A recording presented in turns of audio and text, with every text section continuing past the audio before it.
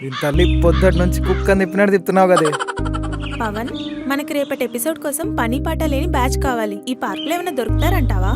ఈ పార్క్లో చాలా మంది అలానే ఉంటారు. కాస్త ముందుకెళ్తే సోది బ్యాచ్లు ఎన్నో కనిపిస్తాయి. పోయి చూద్దామా? పద. ఉమ్.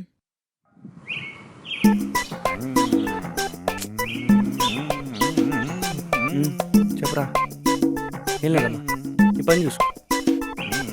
ఏరా ఈ మధ్య రీల్ షేర్ చేయట్లేదు? రీల్స్ కాదు కానీ కొత్త పని ఒకటి నేర్చుకున్నా తెలుసా? ఏంటి కాయ కచ్చడేగా? ఎస్.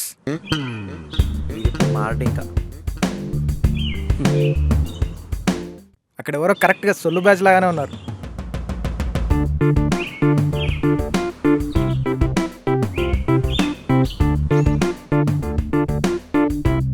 పక్కా పని పాట లేని బ్యాచ్ లో ఉన్నారు కదా, దా పోదాం. హే గాయ్స్, మీ అందరికి మై నేమ్ ఇస్ లిల్లీ.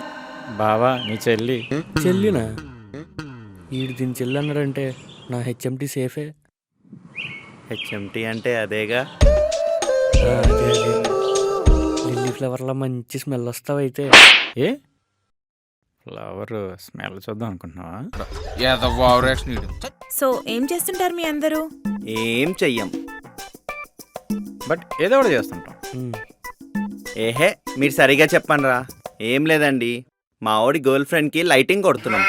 అదేంటి, మీ వాడి గర్ల్ ఫ్రెండ్ కి మీరు లైటింగ్, అదే లైన్ వేయడం? ఏహే, ఇట్లా మా ఇంట్లోనే ఎవరు ఇన్ని క్వశ్చన్లు అడగరు. నువ్వెవరు నన్న గర్ల్ ఫ్రెండ్వా ఇన్ని క్వశ్చన్ చేస్తున్నావు? మీరు చాలా ఫన్నీగా మాట్లాడుతున్నారు.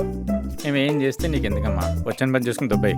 ఏంటండి బాబు మీకు మరి ఇంత కోపం? అయినా మీ సీక్రెట్ అయితే ఏం చెప్పొద్దు. కోపమేం కాదు, ఓయో పాలసీలు చేంజ్ చేశారు కదా.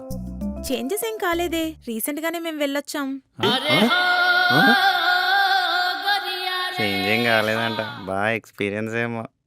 నువ్వు ఫికర్ కాక పాప, మా వాడు అంతేలే, నువ్వు తగలెట్టు. షర్ట్ మీ సైజ్ ఎంత?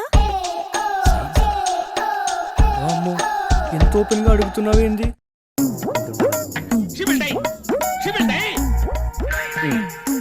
వాట్? నువ్వే సైజ్ అడిగినావు మళ్ళా. వాటకాయ.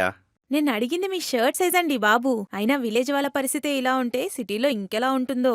ఏంటి నువ్వు అడిగింది షర్ట్ సైజా? నేను ఇంకేదో అనుకున్నాను.